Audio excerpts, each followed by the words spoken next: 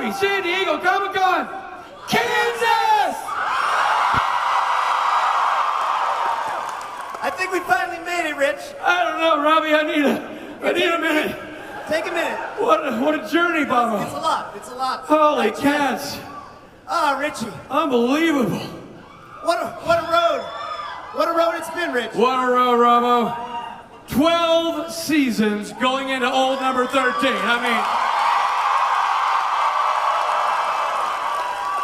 When we started on the show, Yeah. we were in our knee socks. And 50. It was weird being 50 in knee socks. We're trendsetters, Babu. That's right. Trendsetters. For those of you who might be like, I don't know, new to school, in the wrong room, or way in the back and unable to see anything, this little blurry dot is Rob Benedict. You know him as God? And this little fuzzy thing is Richard Speight Jr. He played Gabriel. I did. And most recently, he's director of Supernatural. Yeah? Every now and then. Bravo. Bring out our starting lineup, man. Let's get right into it, shall we? All right, so Kansas, those guys can sing. They can sing. But we brought our own singer. Please welcome executive producer and showrunner of Supernatural, Mr. Bob Singer. Bobo! OG Bobo.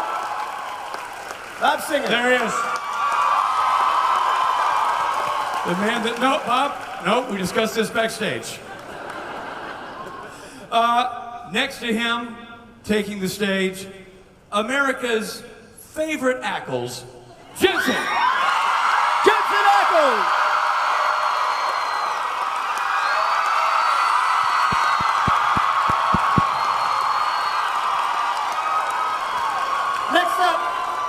Next up, a man whose hair is getting its own spin-off series. Yes, it is. Mr. Jared Padalecki. Yeah. There it is. There it is. There it is. I can't wait to see a show about crime-fighting hair. Yeah, it's gonna be a great series. And last but not least, not only is this gentleman a showrunner, but also the inventor of a new dance move, Andrew Dabb. Andrew Dabb!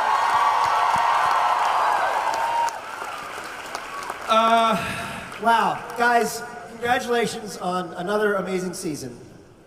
Season 12. Thanks. Amazing. Love it. But real quickly, sidebar. How about that opening? How about Kansas?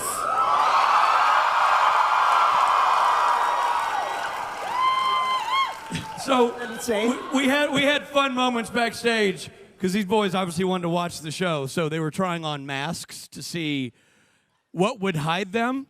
And I can tell you, after surveying all the masks in the room, no masks work. Nothing. It really doesn't. It's hard to hide the hair and the bow legs. You know what I mean?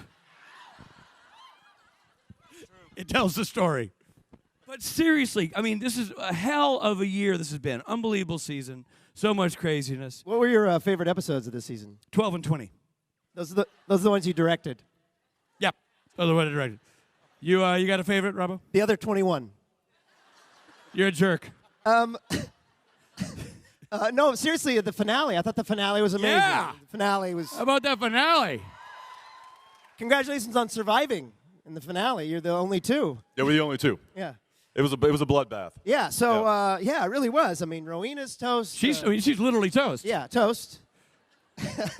And Crowley sacrificed. Yeah. And Mom is locked in another dimension with Lucifer. Kind of a dream date scenario. Yeah. And then, I mean, Castiel. I did this. Buddy. I gotta do this. Buddy. I gotta do this. Bobby. Did you really kill Castiel?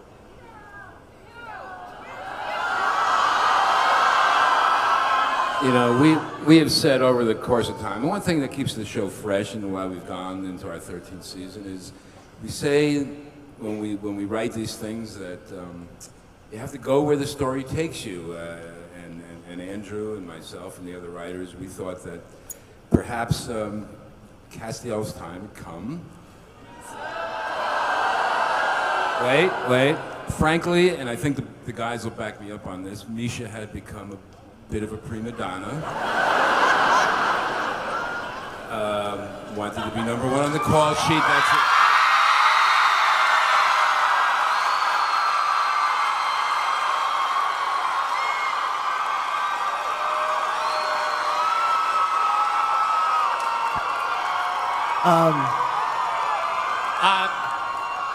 So sorry, guys. I guess I was back there, but they never told me to come out. But I heard my name, so I assume.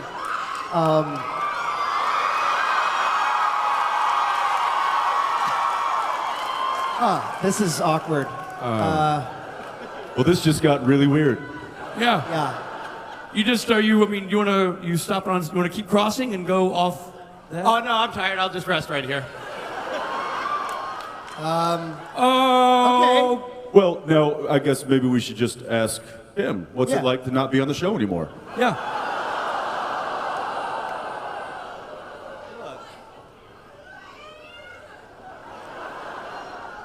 Misha's. He's excited. They seems just confused. had to take the story where it went, but I'm not going away. So. That's He's just gonna drop by set, do craft services, that kind of thing. Yeah. it's That's nice. that's called stalking in America. Well, Clearly, Misha is here and he's going to be back, but he is a prima donna. I will say, now that Misha's on stage, there are a few people that love you, but there was a really, so for the first time in 13 years, Ackles and I were like, we're not going to wait backstage while Kansas plays. We want to be in the audience. So they snuck us way into the back corner so we could watch while Kansas was playing. And a lovely young lady who was back there, and you know who you are, got up and started dancing, and then she's like, turns over, and here's Misha, and she's like, hey, will you take my, oh my God!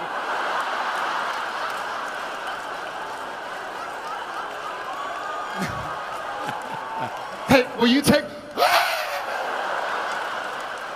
a full-on sort of like, I'm a Misha Migo. well, she has that experience, but now there's a whole bunch of people in the back corner going, "Wait a minute! Are you telling Wait me? a minute! Jared Jensen and Misha were behind me. Ah! Gotta kill myself." Bobo. Richie. So let's talk about So something season- that's actually yeah, season- relevant to the Season show. 13, after that finale, what's the plan from here? Where do you go from there? Well, episode 1, Castiel dies. Yeah. I'll let Andrew handle that one. Sure. Well, I think for us, season 12, by the end of season 11, when Mom comes back, season 12, the guys kind of had the happiest situation they could have. Mom's back, all the friends are alive, they saved the world without having to sacrifice each other. And season 12 was... You really messed that up, didn't you? Just Yeah. killed everybody. Yeah, and then season 13, we're like, well, that was a horrible idea. Like, too much, everybody's nice, and who wants that? So then we just murder, which is really what the show's based on. It's just multiple serial homicides that everyone in this audience is witness to and probably will be indicted for. But that's a longer conversation. You're all colluding. That's right, this is collusion. There's something great about listening to Andrew talk seriously about the show while in the monitor, teeny tiny little Misha sits next to him at the kids' table. That's right. I like it. Can we talking to the producers here, can we make this happen on set? Can he have just a little chair? No more big cast I didn't chair? know he was allowed to sit. I thought, contractually speaking, he was standard. But so listen, one of the big characters we saw at the end of the season, we saw Lucifer. He got himself a little boy, has a son, Jack. Now this, we see this character very briefly, curled up naked in the corner, which is actually, ironically, how Rob started on the show. That was just in my trailer before being called to set, and I was crying. Okay, weird. But Jack is half Lucifer, half mortal, so there's a lot of moral ambiguity at play here. Andrew, you want to talk about that? I mean, how's this character going to play into the season, and and how do you think it'll develop over time? Yeah, well, I mean, as you mentioned, Rich, most of how we see the character is naked. And I think it's an important element to add, you know, Dynasty's coming on, we have to compete. That's just the way I look at it. And if you were to die at the end of season 12, like somebody on this stage, would you come back naked? You know, I mean, I don't know that we can afford the blur effects. Honestly, like, it's just... Oh, you It's- mean because it's like so much of the screen would have to be? Yeah. Yeah. No, Gotcha. I mean, Gotcha. Yeah. I mean, that's what I've been told by hair and makeup. So... Well, I know what you mean, because you'd have not just one blur, you'd have to have 3 blurs. Yeah. Well, actually 4 because of the third nipple. That's right. Yeah, so, yeah. I think it's great to have this conversation because we all know Jared's been very honest on his Twitter feed. Yeah. And I think this is a healthy forum to discuss this. I thought that was so brave. so brave, so accurate, so brave. I will say that after, and I had several friends and family members call me to say, like, dude, are you twittering some stuff? And I was like, huh? So, to tell you from my end of the story, we're in Chicago a week ago, and I go to bed about 11 o'clock, and I get some sleep, and I wake up at 4 o'clock to, like, go to the bathroom or something, and I have all these, like, your Twitter was favorited, your Twitter was liked, your Twitter was favorited, your Twitter was, like, my Twitter, like, did I tweet something? And then I have It one. said your tweet is really gaining traction. Yeah, your tweet is gaining traction. Make a comment. And I was like, and so then I have one text message, not from Jensen, not from Misha, not from Bob or Andrew or Richard or Rob. It's from Matt Cohen. And I was like, Matt, is he okay? Because he's not the type to text me at like 2 in the morning. So I open it up, and it just says, dude, Twitter. I was like, huh. So I open my Twitter. I didn't realize he's fluent in Ackles. That's Dude, Twitter. It may Like have it. been. It may have been Twitter, dude, or dude. It was, but those 2 words. I don't remember the order. And so then I open my Twitter, and I'm like, that's the last time I hand my phone over to Misha Collins. In fairness, I think it was 2 years ago at Comic-Con that I posted. You were like, you grabbed my phone when we were signing, and apparently I posted on Twitter, I hate fans, which is a great thing to Whoa. post at Comic-Con. And for the rest of the signing, everybody was coming up like, ugh. We hate you too, Misha. That's right. I remember when panic set in, because we do a signing after this, and we're signing, and you pass, and you sign, and you pass. And then Misha, upon realizing that, so he had just put his phone on the table, and it was on, and I was like, put it back. Upon, I think, like, you got a bunch of phone calls or something. He was like, oh my God, oh my God, oh my God, oh my God, oh my God. I had to, like, excuse himself. Yeah, you've done that to almost all of us. And that's why we were high-fiving when we saw that tweet. We're like, Yeah. yes! Someone finally got him. yeah. That's why you didn't get a lot of warning phone calls from friends. But bringing it back, so Jensen, how will Dean and Sam react to this Jack character? Differently. Dude. Cool. I told you they were going to make this hard. I didn't. I begged you not to ask them questions. Go to your No, notes. but Go to your notes. There's been a lot of build-up for this. I mean, the whole season's been dealing with There Kelly is. Klein and It's obviously the mom being gone and Cass and all of this kind of turmoil that the brothers find themselves in. Now they have this person, this thing, this entity, and in Dean's mind, just simply has to go. But because technically it's half human, the ever optimistic Sam Winchester Did you say thinks. What's that? half female? Half human. Half human, got it. There's a weird, I'm in a weird echo spot, so I'm catching. It's a vortex. So there half female? we have 2 different ideas of how to handle the situation. By the way, does Jared know we're doing a panel? I'm don't just think so. I don't think so. say it again. do you somebody know that we're wake doing up a panel Padalecki. for Comic-Con right now? Okay. But- Anyway, but I yeah, tried. Yeah, but that character could go either way. It could be evil, could be. Have Sam and Dean encountered somebody with these sort of characteristics before? The sort of the half Lucifer, half human. Have they wrestled this moral dilemma previously?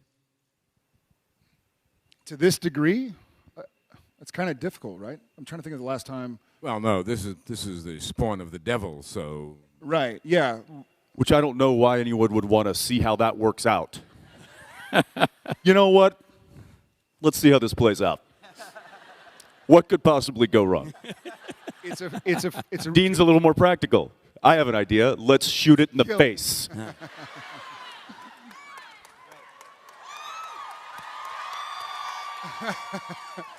And Sam's a bit like that. Might just piss it off. I think. Well, at least we'll know. That's true. That's true. I think Sam. Kudos to Bob and Andrew and the rest of our writers. It's a neat. We've danced around this a couple times, but not to this degree. The whole nature versus nurture argument, and so it is. Jack certainly is half Lucifer, but he's also half Kelly Klein, right? And Kelly Klein was a good person, and so Sam, ever the optimist, is trying to figure out what to do, and Dean, being Dean, shoot first, ask questions later, has his idea. Right. Some things never change. And Andrew, is that a journey that Jack himself will go on in his sort of development and trying to figure out which side he's on? Yeah, I mean, I think in terms of the character, obviously, as Jared Jensen talked about, they've got strong opinions. I think from Jared's point of view, especially from Sam's point of view, Sam was a character who was, as we remember from way, way back, destined to do very bad things. And Whoa. yeah, and still may. A lot of years left. But he's some, or not. I don't really know. But the idea that I think Sam can kind of put himself in those shoes a little bit better, and then for Jack himself, he's someone who I think is struggling with that and will continue to struggle with that in our version of Hell's My Two Dads. And then Misha, so you've been doing a lot of gardening, or? Yeah, so you can you can't plant tomatoes until July, so that's what I'm getting into now. Cool. That's great. Great. Anywho, Thanks, buddy. And so mom is trapped in this other dimension, this other world. right. And so much, Robbie, of this season. So much of this season, there was the Mary character, wonderfully played by Samantha Smith. You guys had serviced that story really well, and the way Sam reacted to Mary, and the way Dean was reacting to Mary, and how you guys were coping with her return, dealing with the British men and letters. Now that she's had this experience and is now, made this move to try to do the right thing, and now finds herself on the other side of this wall, in this hole. How do Sam and Dean differ in their approach to how to handle that situation? Dean thinks she's gone, that she went through the rift. It's a rift, Rich, not a hole. Oh. I was just making sure you read the notes. Okay. She went through the rift, the hole, with Lucifer, and the whole rift closed. And Dean is pretty sure that that's curtains for Mom, and while he's bereft over that, he's ready to accept that. Sam thinks, no, she went through alive. We've been on the other side of this rift. He's holding on to the fact that she could still be alive, and it's a bit of it's a problem between the guys, because Sam's mission in the beginning part of season 13 is let's find Mom, and Dean's idea is we have bigger fish to fry. Mom's dead. You're just going to have to come to that realization. Spoiler alert, Mom is not dead. I told you. Great. I told you. Come with me. Dean's kind of a Debbie Downer at the beginning of the season. Deanie Downer. Wah, wah. Downer. Wah, wah, wah. Let's kill Jack. Mom is dead. Everybody's dead. Yeah, good. I didn't know Mom wasn't dead. I like that. Read the scripts. He hasn't read a script since season 7. That's what we're on, right? Is season 7? And so in the Mary storyline, by the way, Mary, who is with Lucifer in this, on the other side of the rift, she's got her own journey. She's got her own challenges to face now. And Andrew, how do we see that playing out for her? Yeah, I mean, I think in terms of Mary, obviously she came back. She came back with a very, at first very kind of spun out. She didn't ask to come back. She was brought back. She was sent back. It took her a while to find her footing, I think, with the world at large and more specifically with her sons. And by the end of the season, I think everyone was in a very good place.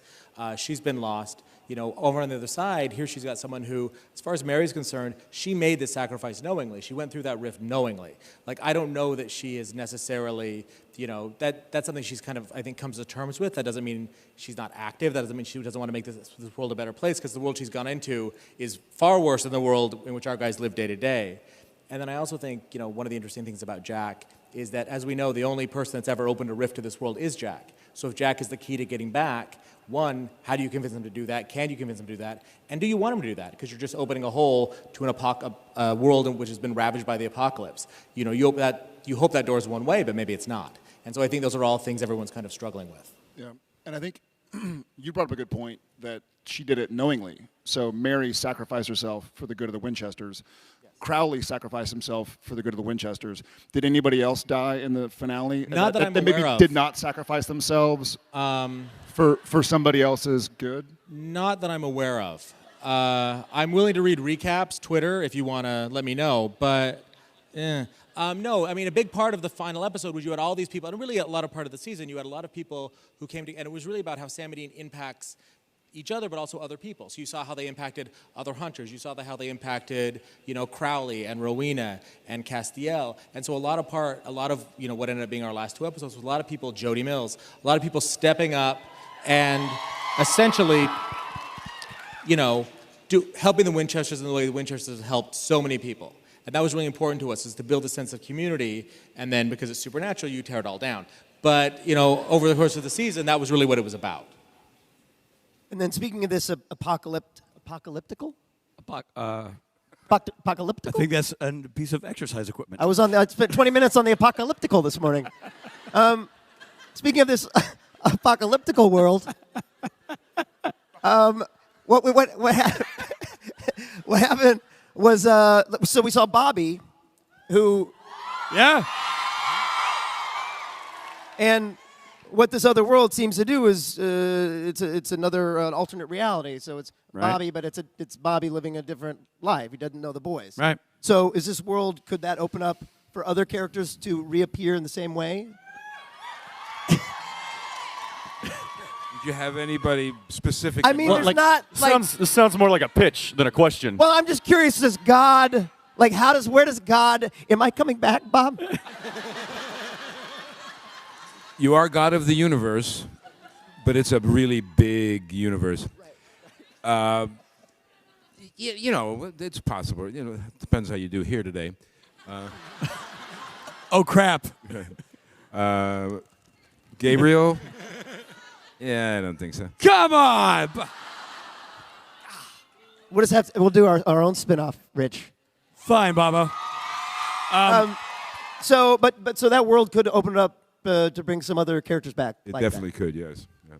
By the way, because we love to tease Rich, and we don't know if Gabriel, we love that character. But I think for first and second time directing, Richard Spate's direction on this show has been just fantastic, and we're just so happy with Rich. Thank you. A huge compliment. Thank you, Bob. Appreciate it. Can you tease any characters that will be back, or no? We're not doing that yet. I think. By the way, but by tease, he means give them a hard time. Really? Just poke at people. No. I think we've got some cool characters coming back, both in our world and in the apocalypse world. So that's the fun of it. Is we've got some people coming back, like Missouri Mosley is going to come back for us for the first time in a long time. Obviously Jody will be back for us, and some other people like that. And then in apocalypse world, without getting into spoilers, some people who have been long dead on our show are less dead in apocalypse world, and much different characters. That's levels exciting. of deadness. It's more injured. Yeah. That's promising. So my phone number That was, hasn't that was changed. shifty. Just FYI. Andrew. Very shifty. We're talking about a show that has been on since half this room wasn't born. I mean, we're going 13 years into a show. And the thing I think that makes Supernatural special in the world of television, for not just us who are involved with it, but also for you folks who watch it, is that it continues to reinvent itself. It continues to be interesting, tell fun stories, tell engaging stories that are emotional and connect with the audience. And that's all, if I may say, driven by the fabulous performances of you two gentlemen who continue to do outstanding work. Misha came along and slowed it down for a while, but now he's gone. And we can get back to the business of making quality TV. So for your journey, This If we joke may- is if not we- funny anymore. this is the best day of my life. But if we can be reflective for a moment about, and Bob, you've been with the show since its beginning as well. So the question's for all three of you. Season 1 to now, how has your experience been, and how has your relationship with both the show and you, in your case, Jensen and Jared, your characters, how has it evolved over this long period of time? That's an easy question. How was the last 13 years of your life? Great, thanks for asking. Yeah. Thank you, good night. Thank you. Good night. That it is hard to speak quickly about the experience that we've had. Obviously, it's the longest job I've ever held, and I guess one of many things that I love about doing this job is that we're never doing the same thing twice. Every day is a new experience. We're telling different stories. There's new characters to introduce and old characters to finally get rid of. And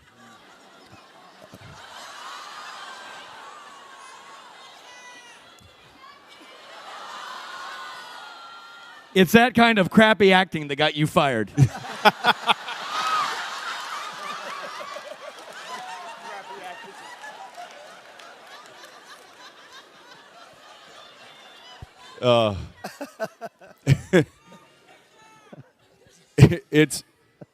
Look, it's been wonderful. The experience has been great. We've had our ups and downs. We've had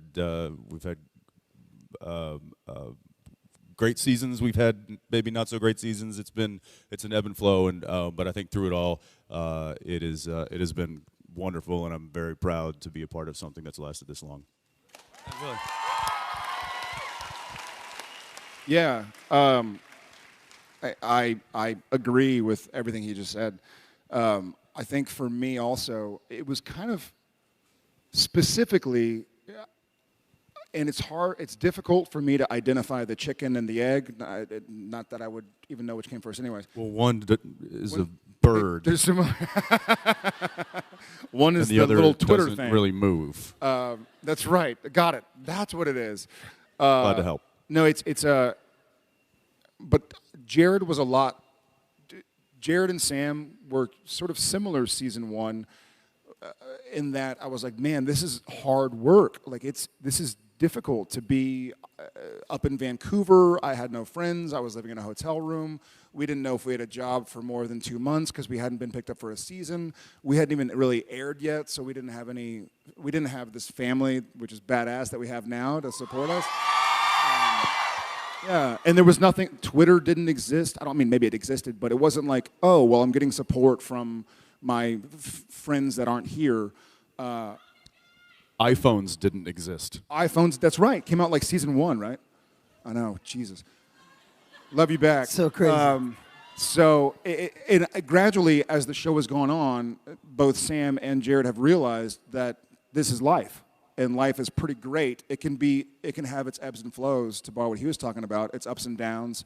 It's good days and it's bad days, but it's wonderful. And to look out here after 13 years and see how many thousand people jumping around and dancing, and Kansas is here. Yeah.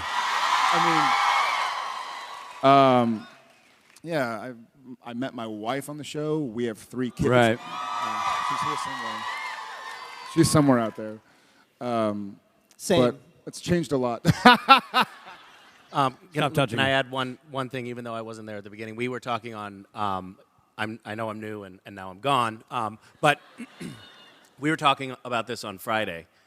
Someone asked us about a question about sort of the eventual demise of the characters and the end of the show. And Jensen started talking about a vision that he had had, a dream that he had had about the demise, about the end of the show, and about Sam dying.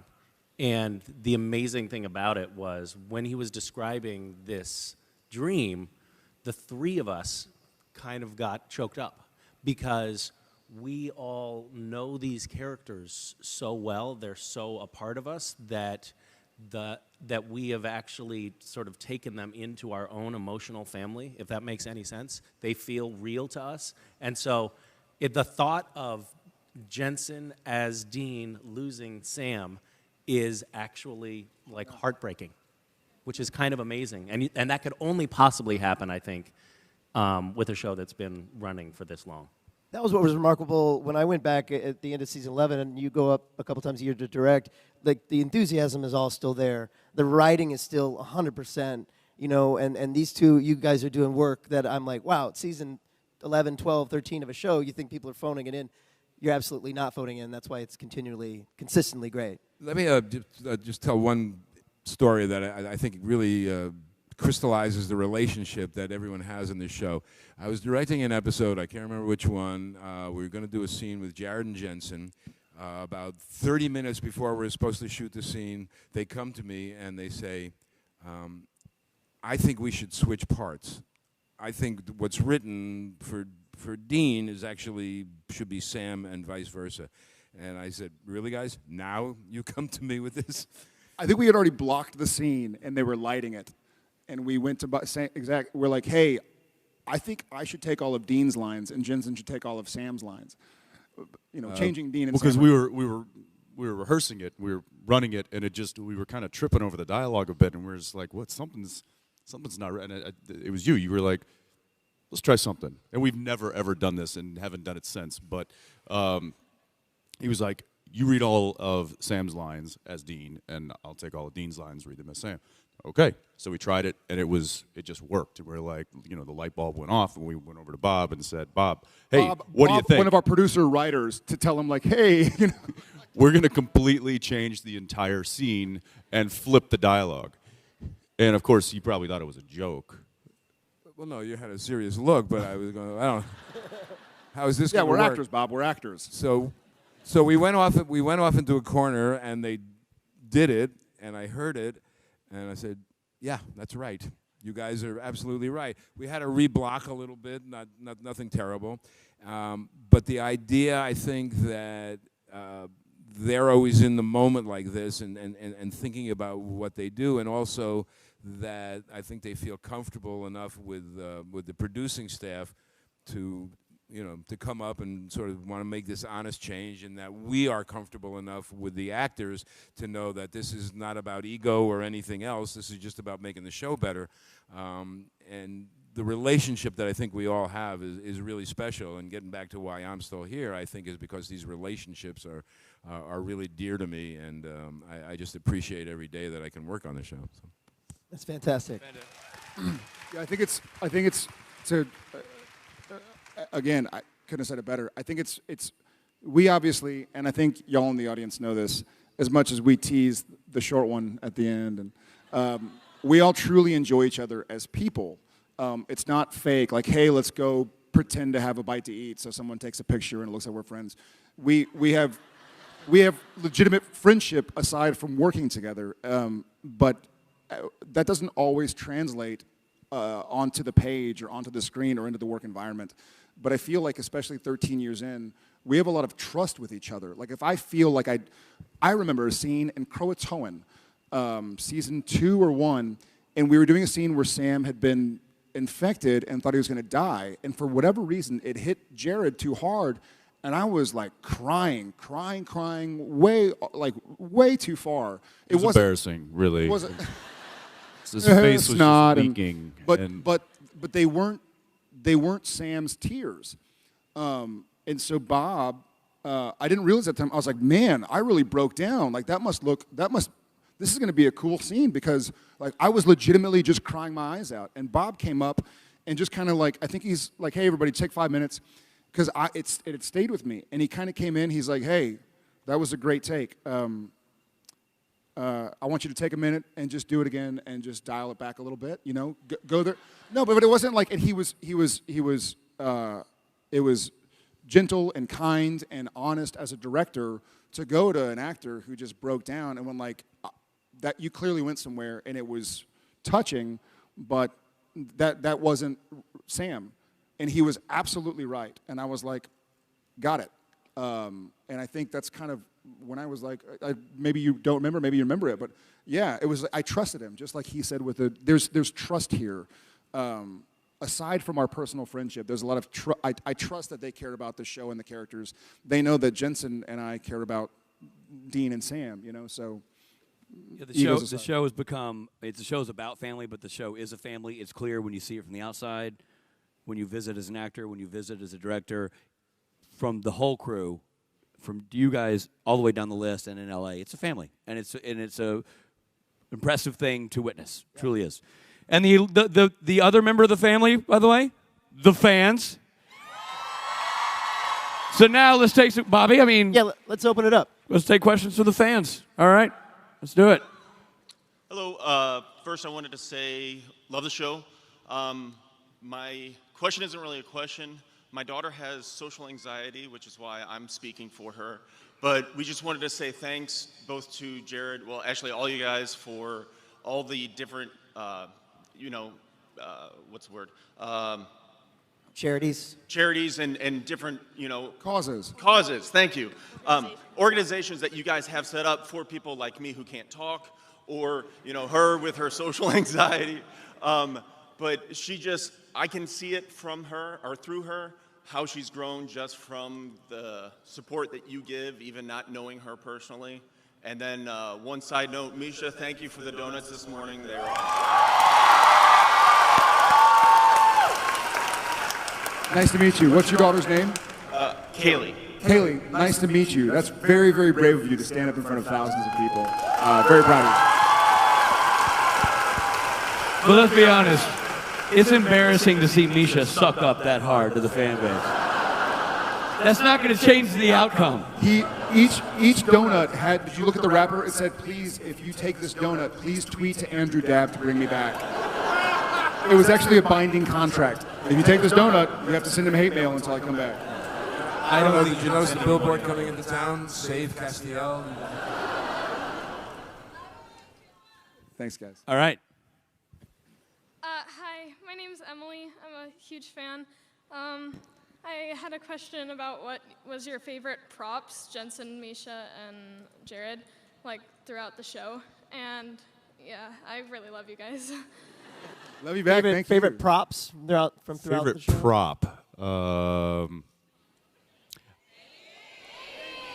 Baby is not a prop.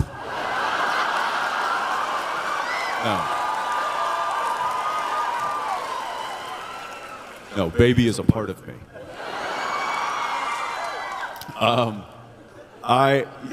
We get to play and use so many tools, weapons. I will say that one of the weapons that we play around with quite often, the Angel Blade, is one of my favorites because of the weight of it. And I just constantly am spinning it in my hand, and it kind of reminds me, it's, the little, what are they called? Fidget spinners. Fidget spinner. It's the original one. The original fidget spinner. OG fidget spinner. My favorite prop is Dean.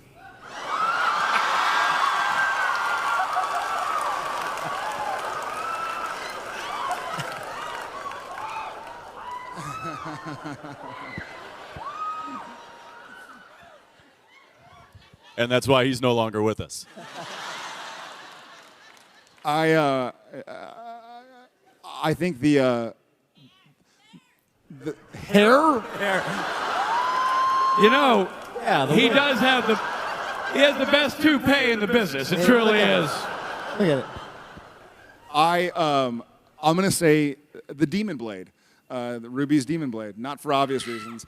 But there's another funny thing that I don't know if y'all know this. Some of y'all have maybe seen Prop Demon Blade, which is kind of ironic, or maybe like saying Nile River or something. Or Sahara Desert. Sorry. So some of y'all have seen the replica Demon Blades, the Ruby's knife. It was actually put together incorrectly when it first got on camera. The handle is improperly, it's upside, like the handle should be the backwards way compared to where the serration is and the blade is. And for some reason, I found that out early on, and it always occurs to me whenever I hold it, because when you hold it, like there's scenes where I have to pull it out of my back pocket or something, and you put it in a certain way, expecting the handle to fit ergonomically a certain way, and then you pull it out, and the blade is facing me, and I'm like, I'm going to do that again. I switch it around, and then pull it out, and it's ready. But I really dig the Demon Blade. Hi, my name is Bibiana. And I wanted to ask, in the episode Yellow Fever, people died from their fears. So I was wondering, what would you die of, basically? What fears do we have that we would die from? I don't have fear. Bears. I'm just kidding. I guess for me it would be just being. Dad went heart disease. I mean, statistically speaking, liver it's the most failure. likely. For me, I think it would be just being like, it's like a classic sort of fear, but it would be being up on stage with in front of a large number of people with my friends making fun of me. In a little boy chair. In a tiny, tiny chair. Just a bunch of chairs collapse over on you. I don't know What fear would you die of? No. Wow. And he does this, and he didn't even get a donut. Bob Singer never got a donut. Oh, this is. Oh man, I tell you.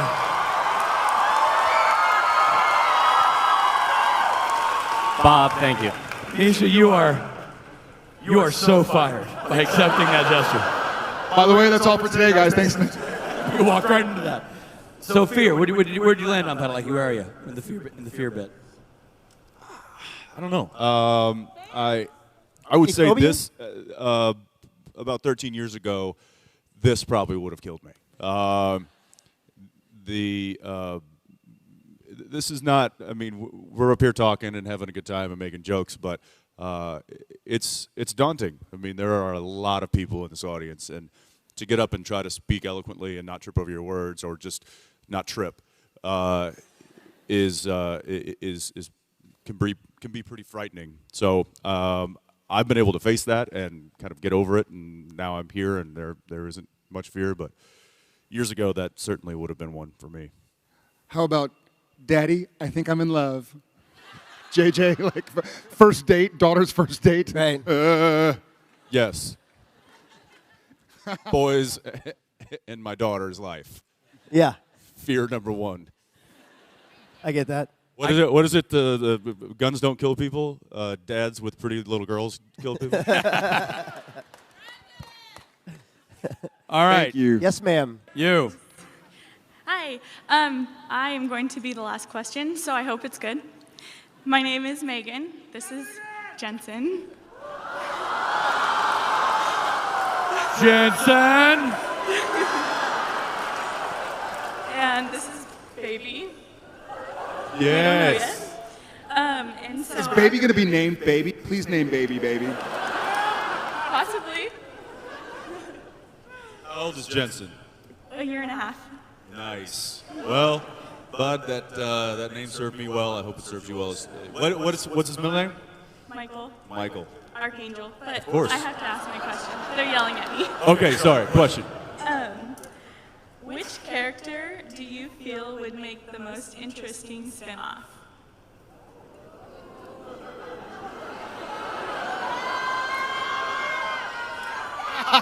Oh, no. No, sir.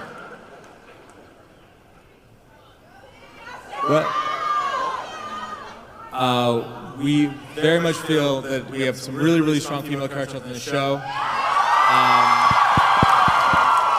Jody Mills, Claire Novak,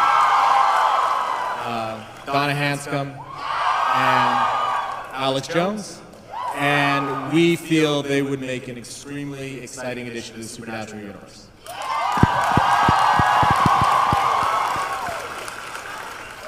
There we go. Gentlemen, here we are. Here we are. The end of yet another panel. San Diego Comic-Con. Somebody literally goes, "What?" Yeah. It ends? Certainly shocked. I know. So, Any parting words for the people gathered here today? Yes. Thank y'all so much. And I think we've kind of touched on it before, but we exist like this because you all exist like that. So this is 50-50 here. We're the ones on stage, but this is as much y'all as it is us. So thank y'all for giving us the chance to play these characters and tell this story. ladies and gentlemen, Thank you guys, everybody. say hello and goodbye to Andrew Dabb, Bob Singer, Misha Collins, Jared Padalecki, and Mr. Jensen Ackles. Thank you guys. Thank you, San Diego.